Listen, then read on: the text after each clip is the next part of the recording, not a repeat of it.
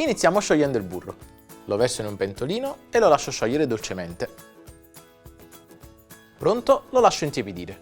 In una ciotola verso le uova, aggiungo il latte e inizio a sbattere dolcemente.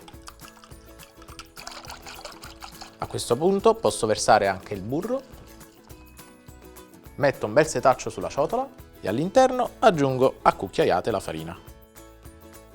Inizio a setacciare. Incorporiamo cercando di non creare grumi. Qualche piccolo grumo a questo punto è assolutamente normale, ma verrà assorbito lasciando riposare l'impasto, perciò lo metto a riposare in frigorifero per 30 minuti.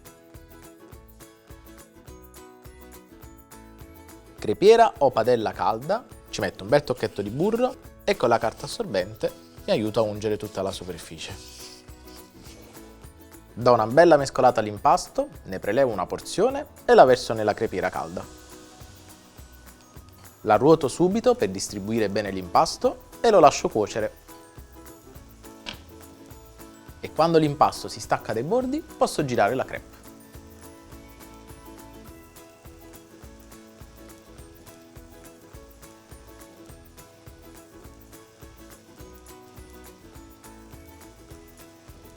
È importante impilarle, così col calore resteranno belle morbide.